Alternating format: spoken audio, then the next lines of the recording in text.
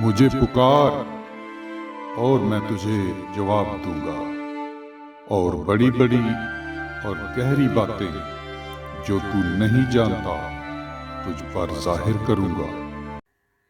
عزیز و محترم ناظرین، خداوند میں آپ کی سلامتی ہو۔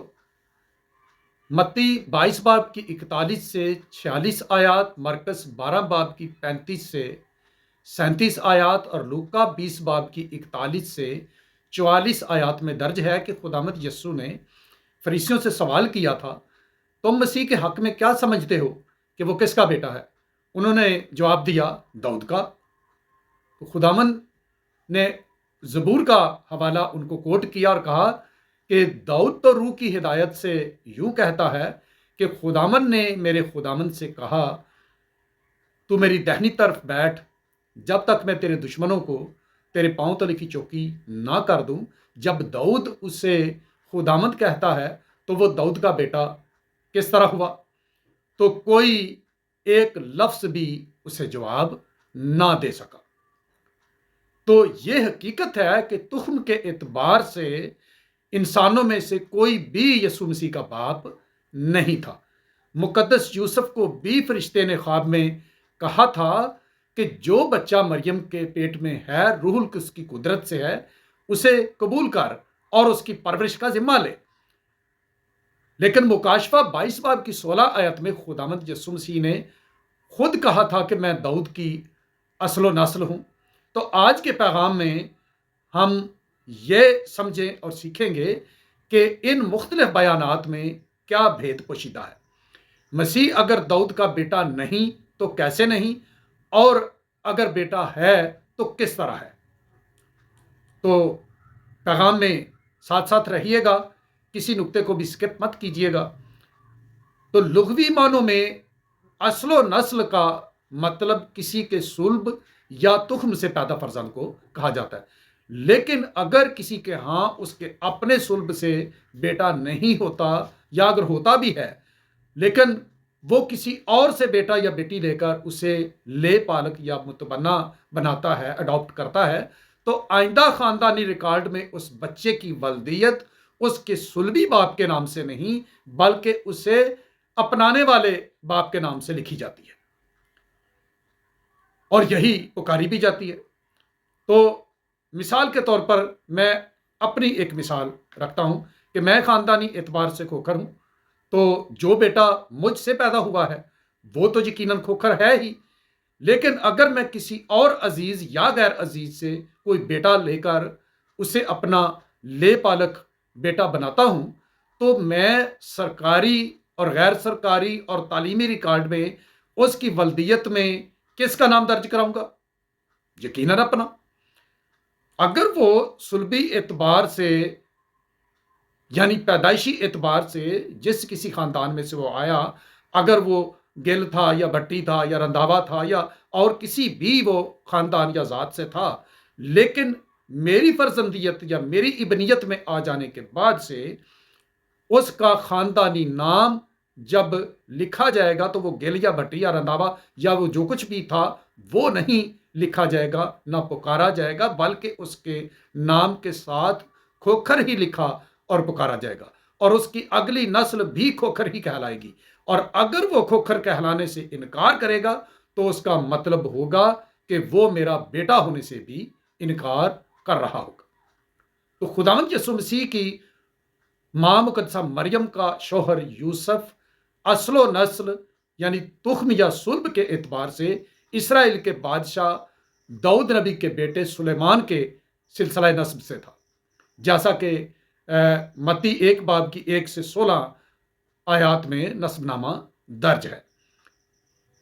تو مقدس متی کے اس بیان کردہ نسب نامے سے ظاہر ہے کہ اس کے باپ کا نام یعقوب تھا، مقدس یوسف کے باپ کا نام یعقوب تھا، لیکن لوکا نے اس کا نسب نامہ بیان کرتے ہوئے بتایا ہے کہ وہ ایلی کا بیٹا تھا۔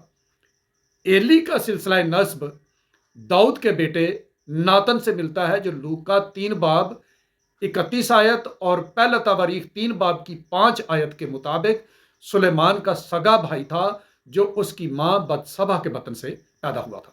ناتن کی نسل کو کبھی بادشاہی تخت نصیب نہیں ہوا، وہ وعدہ خدا نے سلیمان اور اس کی نسل سے ٹھہرا لیا تھا، لیکن تو بھی داؤد کا فرزند ہوتے ہوئے، داؤد کا بیٹا ہوئے، داؤد کی نسل ہوتے ہوئے شاہی خاندان کا فرد تو وہ تھا ہی۔ تو عموماً لوگ لوکا 3 باب میں پیش کردہ نسب نامے کو مقدسہ مریم کا نسب نامہ قرار دیتے ہیں، جو سیاق و سباق سے، تحریر شدہ ریکارڈ سے ہٹ کر بات ہے۔ لیکن بغور دیکھنے سے ہمیں نظر آتا ہے کہ مقدسہ مریم کے شوہر یوسف کا یہ نسب نامہ ہے، یہ یوسف کا شجرہ ہے، جو ترتیب سعودی میں یوسف سے شروع کر کے آدم تک اور پھر خدا تک جاتا ہے۔ اگر ایلی مقدسہ مریم کا باپ تھا تو لوکا کو اسے یوسف کا باپ بھلا لکھنے کی کیا ضرورت تھی؟ وہ ایسا کیوں کرتا؟ وہ بلا جھجک لکھ سکتا تھا کہ ایلی سے مریم پیدا ہوئی جس سے یسوع پیدا ہوا۔ لیکن بائبل مقدس میں شروع سے لے کر ہر نسب نامہ باپ سے بیان کیا گیا ہے، اس لیے خدا کے اس قانون کو یسوع مسیح کے حق میں بھی اسی طرح پورا ہونا تھا۔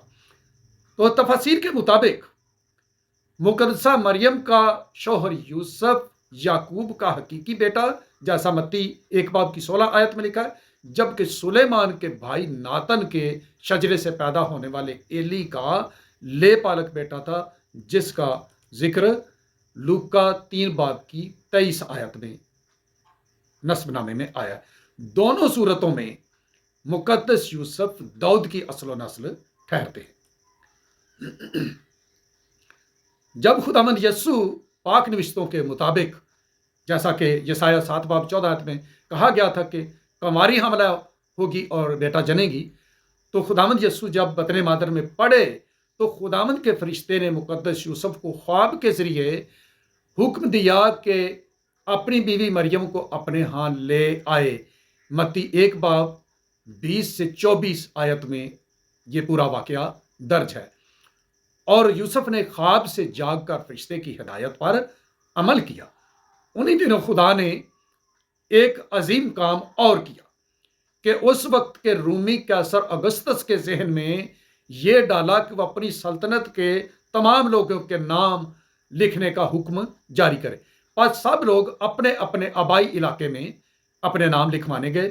مقدس یوسف جو اس وقت گلیل کے ناصرت میں رہائش پذیر تھے، وہ بھی یہودیہ کے بیت لحم کو اپنی بیوی مریم کے ہمراہ نام لکھوانے گئے، اور وہ بیت لحم میں پہنچے ہی تھے کہ یسوع کی پیدائش کا وقت آ گیا۔